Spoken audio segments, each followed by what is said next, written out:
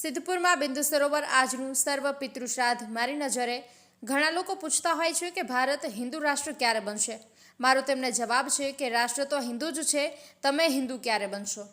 લોકોને હિન્દુ એટલે સનાતન સંસ્કૃતિથી પરિચય કરાવવાનો સતત પ્રયત્ન સનાતન સંસ્કૃતિ પુનઃ ઉત્થાન ટ્રસ્ટ વર્ષોથી કરી રહ્યું છે।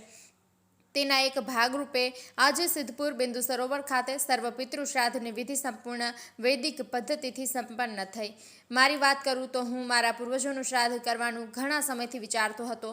એવામાં મારા શાળા કે જેઓ આશારામ બાપુની પ્રવૃત્તિ સાથે જોડાયેલા છે, તેમણે મને આમનું પેમ્પલેટ આપ્યું અને તેની વિગતો વાંચી રસ પડ્યો। આપેલા નંબર પર વિપુલભાઈ સાથે વાત કરી। શરૂઆતમાં બહુ વિશ્વાસ બેઠો નહીં, કારણ કે મને એમ હતું કે 300 રૂપિયામાં શું વિધિ કરાવશે, પણ કાર્યકર્તાઓમાં બિલિયા ગામના યુવાનોના નામ વાંચી ચાન્સ લેવાનો નિર્ણય કર્યો અને મારું અને મારા નાના ભાઈના નામ નોંધાવી દીધું। મને આમે કર્મકાંડમાં રસ પણ ખરો અને વિશ્વાસ પણ ખરો।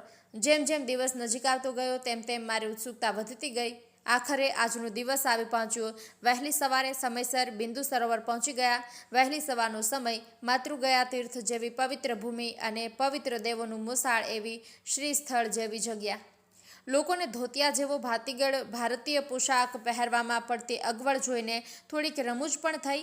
મને તો ધોતિયું પહેરતા આવડે છે, એટલે ફટાફટ સુંદર ડબલ પાટલીવાળું ધોતિયું પહેરી લીધું। 2-4 જણને પહેરવામાં મદદ પણ કરી। સાધકોનો ઉત્સાહ જબરો હતો। ફટાફટ પૂજાપાની વહેંચણી કરી હતી અને આચાર્ય શ્રી રણજીતભાઈએ સુંદર શ્લોકોના ગાન સાથે વિધિનો પ્રારંભ કરાવ્યો હતો। તેમનું કર્મકાંડનું ઊંડું જ્ઞાન, વૈદિક મંત્રોના ઉચ્ચારણની શુદ્ધતા, દરેક શ્લોકની સંપૂર્ણ છનાવટ, દરેક વિધિ આપણા જીવનમાં કેવી રીતે ઉપયોગી છે તેની સંપૂર્ણ માહિતી શીરાના કોળિયાની જેમ મગજમાં ઉતરી જાય તેવી શૈલીથી શ્રાદ્ધ વિધિ કરાવી। યજમાનો પણ ઉત્સાહી, ઉત્સુક અને શિસ્તપ્રિય હતા। યજમાનો જાણે પોતાના પિતૃઓનું સદેહે પૂજન કરી આશીર્વાદ મેળવતા હોય તેવી અનુભૂતિ કરી ભાવ વિભોર બન્યા। સિદ્ધપુરમાં રહેતો હોવા છતાં લગભગ 50 વર્ષ પછી મેં બિંદુ સરોવરમાં સ્નાન કરી ધન્યતા અનુભવી। સમગ્ર કાર્યક્રમ માટે સંસ્થાના સાધકોએ જે જહેમત ઉઠાવી છે તે ધન્યતાને પાત્ર છે। હવે દર વર્ષે આ શ્રાદ્ધ વિધિમાં જોડાવાનો સંકલ્પ કર્યો। છેલ્લે દીપક ટાઇલ્સના સુંદર નૈસર્ગિક વાતાવરણમાં ભોજન પ્રસાદ લઈ પવિત્ર શ્રાદ્ધની સ્મૃતિઓ વાગોળતા વાગોળતા છૂટા પડ્યા હતા। Rajubhai D Patel, news of Patan.